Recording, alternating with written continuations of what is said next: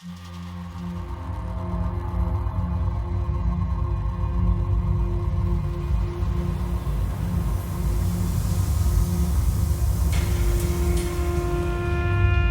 Sahara. This is the largest hot desert on Earth, where blistering daytime heat gives way to surprisingly cold nights. Yet, despite these extremes, life has found a way.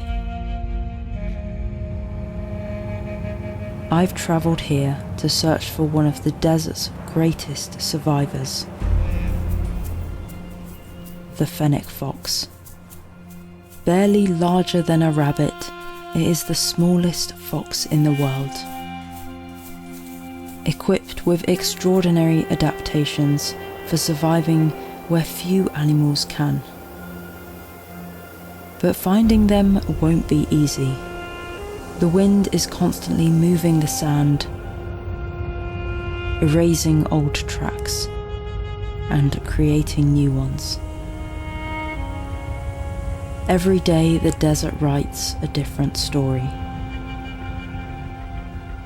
These are the dunes of Erg Chebi, where some of the Sahara's highest dunes rise over 150 meters above the desert floor. It's here that I'll follow the tracks of the world's smallest fox.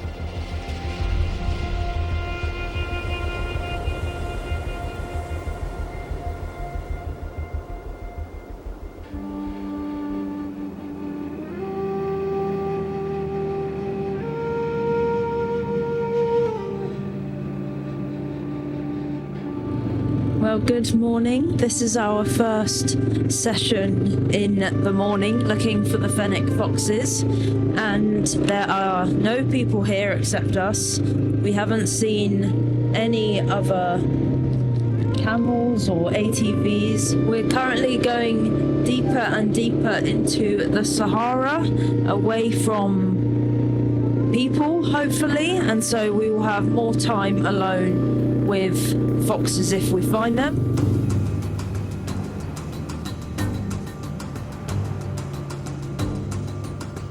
We've spotted our first Fennec fox. I was straight into the photography. I didn't even take off my helmet.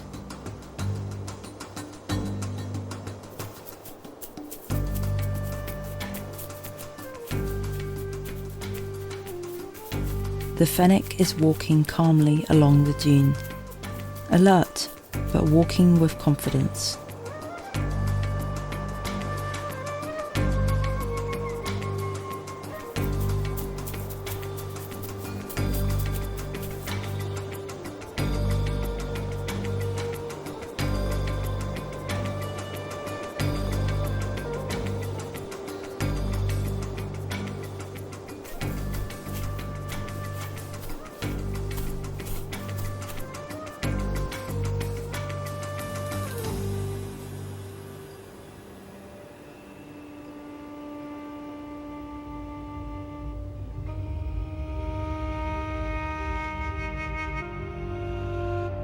Fennec foxes are nocturnal, spending the hottest part of the day resting safely underground before emerging to hunt after sunset. Their thick, sandy-coloured fur keeps them warm during the surprisingly cold desert nights. But it's early spring, and the mornings are still chilly. Rather than disappearing underground, Fennec foxes will often remain above the sand in the morning to bask in the first warmth of the day.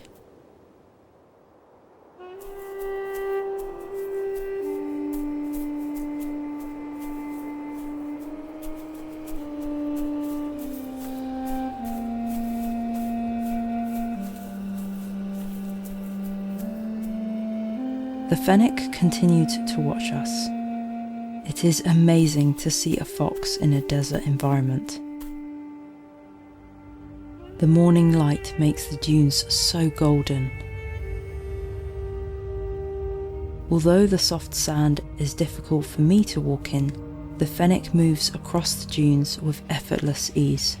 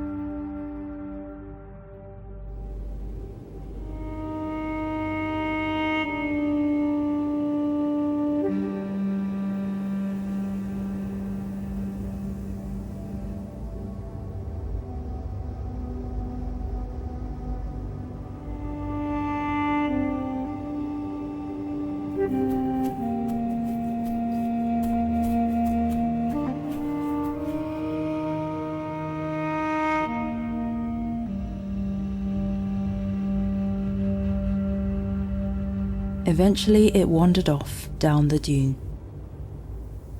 What a moment to capture. I've recently found myself drawn to wider environmental photographs. The Sahara is extraordinary. The sculpted dunes, delicate textures, soft shadows, and endless shades of gold.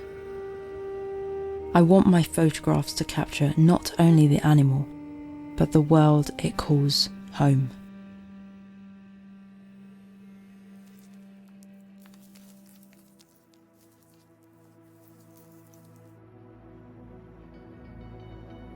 By the afternoon, we returned to the very relaxed fox I photographed in the previous video.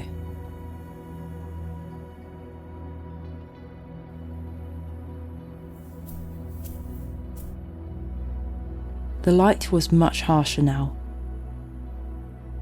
and the dunes were noticeably busier. Tourism in Erg has grown rapidly over the last decade, and some Fennec foxes have become tolerant of people. The greatest threat to a wild Fennec fox has always been the desert itself. Young kits are vulnerable to predators, such as the Pharaoh eagle owl. But today some of the biggest challenges come from people. Around the edges of the dunes, stray dogs can kill both adults and young foxes. And more troubling, poachers sometimes locate dens and dig out the kits to sell illegally into the wildlife trade. Thankfully, wildlife tourism is helping demonstrate that a living fox roaming free across the dunes is worth far more than one in captivity.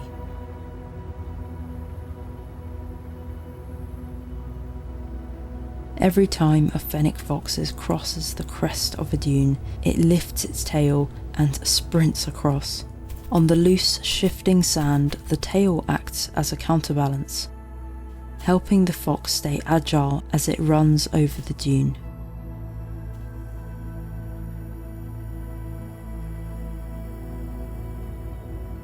Something that surprised me is that the Sahara isn't as lifeless as it first appears. Following winter rain, the dunes burst into life, flowers bloom, and the desert briefly becomes greener before the heat of summer returns.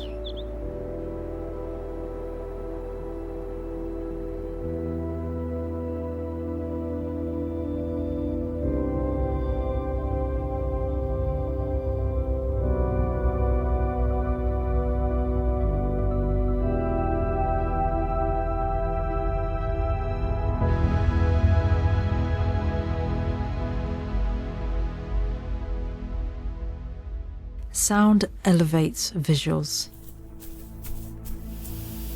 I remember hearing early on in my filmmaking journey that sound is actually more important than visuals. The more films I've made, the more I've realised this is true. In natural history filmmaking especially, it's often the sound that transports you into a scene.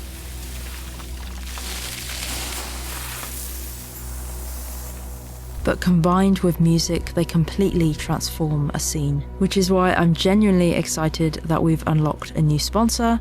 And I say we because if you don't watch these videos, I wouldn't be able to make them, so thank you. But also a big thank you to Epidemic Sound for sponsoring this video. I'm thrilled to be partnering with Epidemic Sound because it's actually been my go-to platform for years, both for music and sound effects. Instead of me just telling you about the features, I thought I'd actually show you how I use it. When I open the homepage, I almost immediately go to the recommendations, the For Your YouTube channel, and more of what you like. They learn what inspires me, and I am constantly discovering new music. Epidemic Sound actually has over 55,000 music tracks created by real artists, and also more than 250,000 sound effects. These all have a very unique, restriction-free license, so I can publish my films without worrying about copyright claims, which is really frustrating when you have that on your videos. Because I'm always finding new and really good tracks, I actually create my own playlists, which I haven't got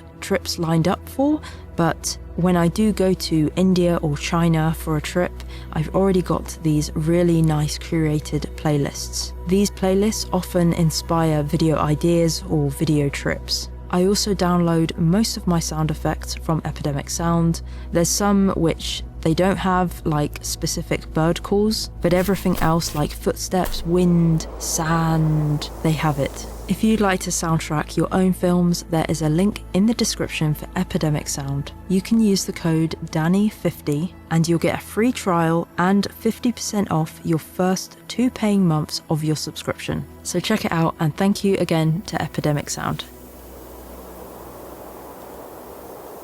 So I thought I'd tell you a bit more about the Fennec fox. The Fennec is the smallest fox in the world, and they have the most incredible ears. They can grow up to 15 centimeters long, and these ears are really important for life in the desert. Firstly, they're really good for hearing, but the ears are also really important for dissipating the heat. So they have a large surface area to help with heat loss. The Fennecs also have specialized kidneys, and they can survive on very little water. So their kidneys absorb as much water as possible from their diet. In the summer, the Fennecs almost don't drink, and all the water they get is from their food. And they're omnivorous, so they can eat small mammals as well as insects. And like all foxes, they live in a den, so they dig into the sand, and that's where they have their cubs. Whether we'll see cubs, I'm not sure. That would be the dream, but we'll see.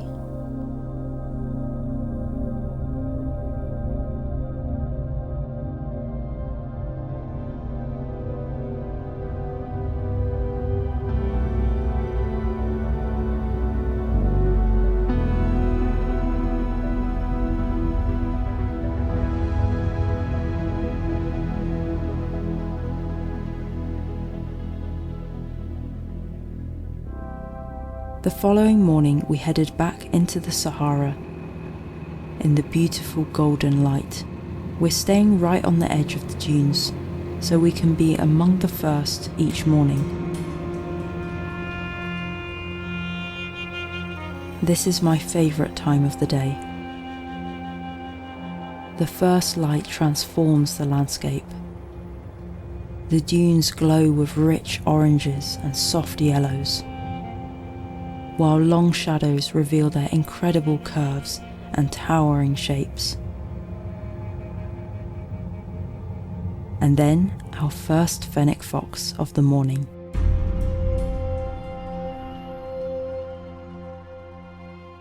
A new individual, quietly making its way down the face of a dune.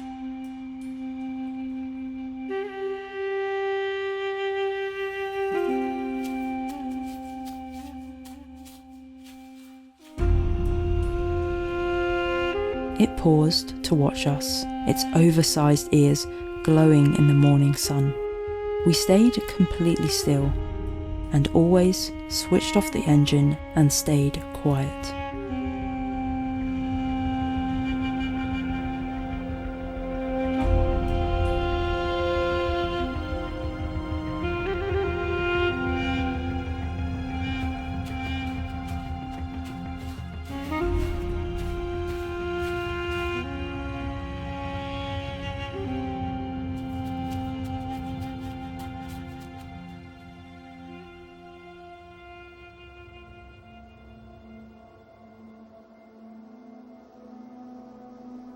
For the rest of the morning, I focused on photographing the landscape itself. The dunes, the sand, the Sahara.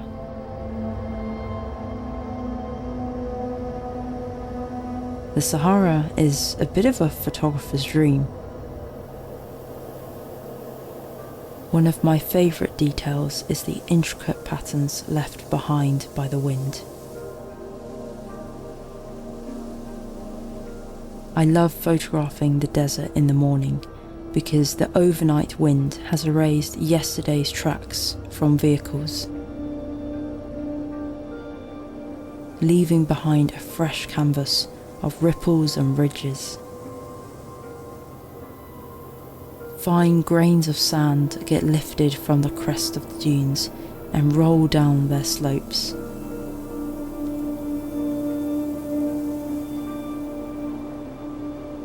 The largest dunes tend to remain in shape over the years, but their surfaces are always changing as the wind moves the sand from one side to the other.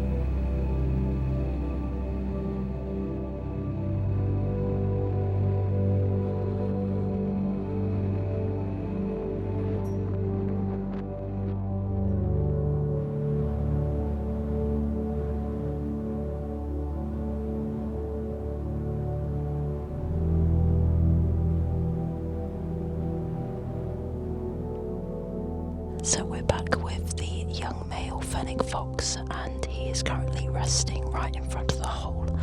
And from what I understand from the guides, he doesn't have a mate yet, and he's still only in his first year. The good thing about this guy is that he's generally very accepting of people compared to the other foxes. And my experience from the past few sessions has been a lot of the foxes we're sort of photographing as they're running away from us, and then we're leaving them. I mean, this is a bit of a question of ethical wildlife photography practices. You know, if you spend a lot of time with one individual, are you impacting them more than just disturbing one for 20 minutes and then leaving it? But I personally find spending time with comfortable individuals is much more ethical. I really want to try and capture more natural behaviour. So if that is just him sleeping, that is absolutely fine with me.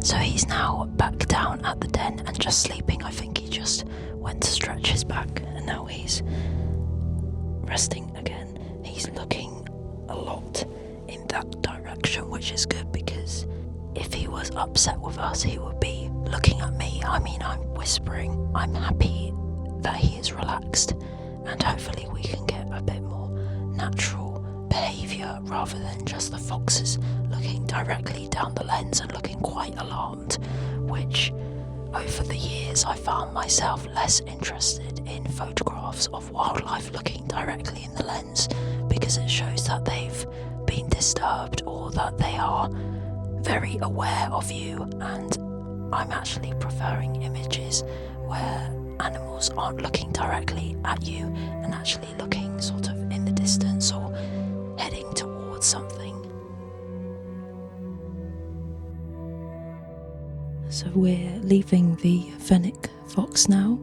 I managed to get pretty close, and the whole time he was very comfortable with me, and it was really nice to get some shots of him sleeping. But I managed to get up back on top of the dune, and he's still in the exact same place, which is the ideal situation with wildlife photography. But now the dunes are being covered with party vehicles and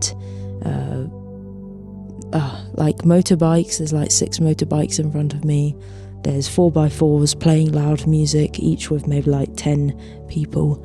So it's getting loud and busy, and you can see how the fox reacts. He gets very nervous by the ATVs that stop, and obviously we're stopping near him, but after a few moments he does relax, and right now he's not even looking at me, and I'm speaking at a volume he can definitely hear. And I think it's also very important to remember that these foxes have extremely good hearing. They have these massive ears. They can probably hear mice under the sand. I don't really know what to say really, because my whole experience here has been not as expected, and I constantly feel that I'm asking too much from the guides, but I don't know if you can hear that. I'm excited for the day that electric ATVs come here and they can be much quieter, because all you can really hear in the Sahara is the sounds of vehicles. It's a shame. That afternoon we headed back into the dunes. After a few encounters that didn't feel quite right, I decided to spend the rest of my time with the relaxed Fennec. We stopped the ATVs at a distance, switched off the engine and approached slowly and quietly. The fox barely lifted its head, content to continue dozing. So the Fennec fox is in front of me and he's sleeping. He really doesn't care. So the light is very soft compared to this morning when it was really harsh. Watching the Fennec rest gave me the chance to really study its features. Long fur grows from inside the ears. There are also beautiful golden markings running from the corner of the eyes, almost like eyeshadow. What surprised me the most was how small the nose looked beside those enormous ears. The ears are one of the Fennec's most important adaptations, helping it detect even the faint movements of prey beneath the sand.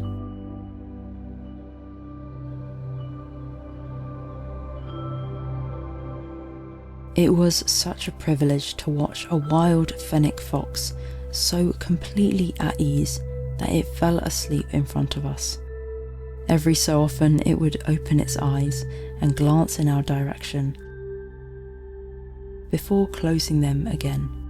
Those slow, relaxed blinks suggest it didn't see us as a threat. Fennec foxes are also highly social. Fennecs form close family groups. Pairs raise their kits together, often alongside older offspring, with several generations sometimes sharing the same burrow system. My guide told me this was a first-year male guarding the den. But the more I spent time watching this fox, the less convinced I became. It really didn't make sense to me that a young male would spend hours, even days, lingering around the entrance to a den. Then the answer seemed to reveal itself. The fox quietly disappeared underground. Juan and I waited in silence, hoping maybe a cub might emerge to explore the outside world. As the sun began to set, our guide came to check on us. We'd specifically asked to be left alone in silence, so the fox could behave naturally. Instead, he clapped, whistled towards the den, and even suggested driving over the den to force the fox out. But he didn't need to, the clapping was enough, and the fox was now awake.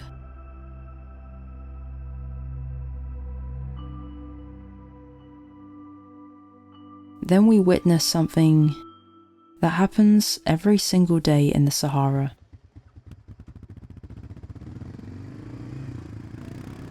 A group of 7 or 8 buggies drove maybe 5 meters from the entrance to the den. The fox immediately became distressed, visibly trembling.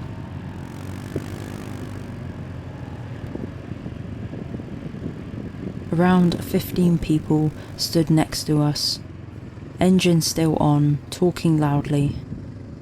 Over the few days I spent in the Sahara, I witnessed some deeply unethical wildlife practices.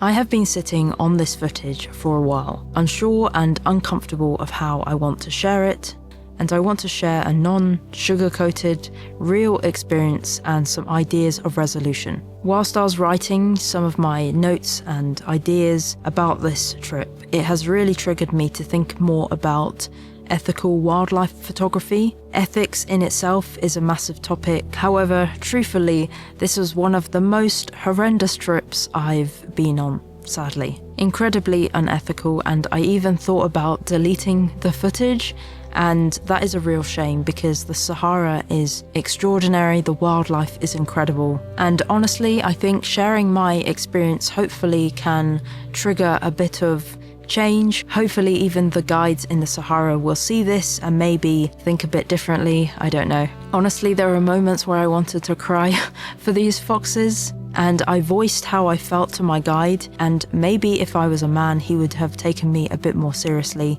It was actually only when I told him I was scouting for future wildlife photography workshops that he actually started to take me a bit more seriously. It is very important for me to work with local ethical guides, and that my presence as a wildlife photographer does not disturb wild behaviour. If wildlife wants to somehow interact with me, or sometimes wild animals are curious of wildlife photographers, that's fine with me, but I want to minimise disturbance as much as possible, and the truth is humans will always have an impact, but there are very easy things that you can do to minimise disturbance. So before I share what went wrong, I thought I'd explain how we were finding foxes. So we were going out on these ATVs and going to known active dens. And most of the time, the female foxes will hang around the dens during the day as they're sleeping and resting. And generally, the foxes are used to the sounds of vehicles. They see bikes, ATVs, buggies, cars all the time, every day. But what they're not used to is ATVs stopping. And so we would stop the ATVs and approach where we had seen the fox. And usually they're a bit alarmed by an ATV stopping. They're not spooked necessarily, but they're just a bit more alert and wary. And I think this would have worked, especially with the more relaxed individuals, but the guides were constantly chatting very loudly, standing up, not caring about wind direction, and some individuals were absolutely terrified of us, and as soon as we stopped the vehicles, they would sprint like crazy. And had I known this is how we'd be photographing the foxes, I'm not sure I would have gone. I don't know. It just felt like we were constantly chasing mothers who had very young cubs, and I'm not okay with that. Okay, so let's go through some of the things that I experienced. The first thing, and this happened multiple times, is that my guide asked whether I wanted another guide to drive over fox dens to force the foxes out and then to run towards me so I can take photos. Now, this didn't happen, it was just suggested, but what did happen was that one of the trackers walked behind a very shy female fox, and she was very comfortable in front of me, and I was downwind, very low impact of actually approaching her, and I was hoping she would have the confidence and start walking towards me or towards us.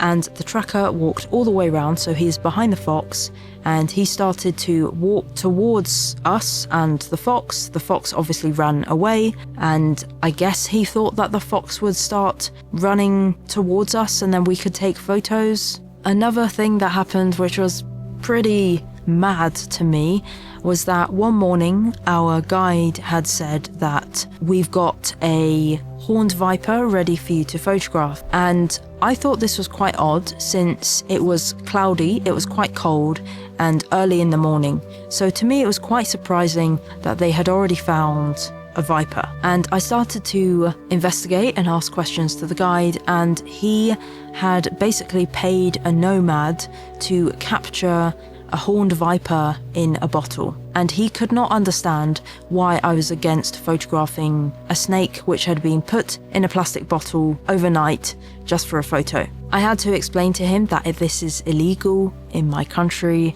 and that is an absolute no, but it turns out when I was doing my research with this, it's illegal in Morocco as well. The other thing that really bothered me is that the guides would walk almost on top of dens, maybe 20 centimeters from the entrance of the den. They told me they were trying to look for young fox cub tracks, so they would know if the fox cubs are leaving the den, but I just found this completely unnecessary. There were also some minor things that I really didn't like. The guides, and there was actually another photography couple that we were with, and all of them were trying to get the fox's attention by going pss, pss, pss, or making different noises like this, and obviously the fox is going to look in your direction.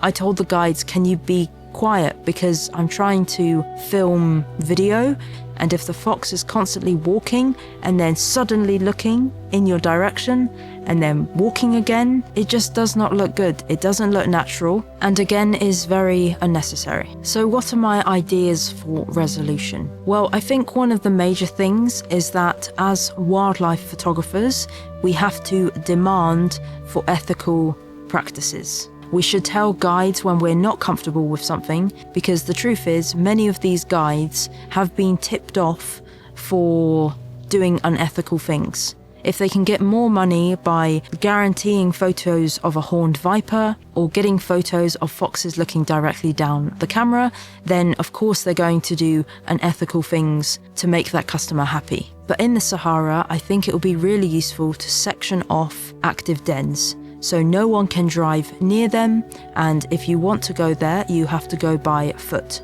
And for wildlife photography, I think they should put like a blind or like a hide. Imagine that comfortable fox.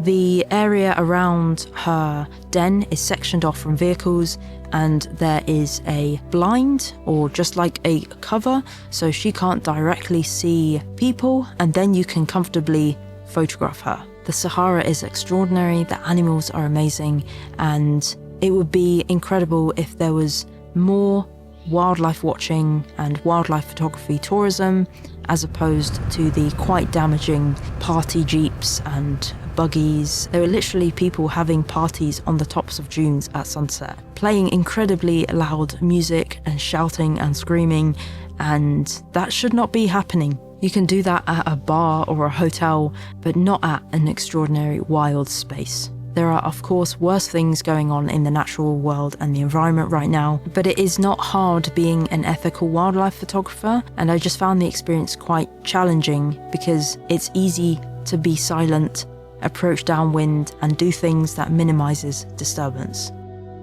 If you're interested, my latest letter from my monthly letter club is about the Sahara, and you'll receive a mini booklet about the species, a print, and also a letter with illustrated borders by me. And there's about 30 letters left if you'd like to sign up. I hope you've enjoyed this video, and thank you for watching.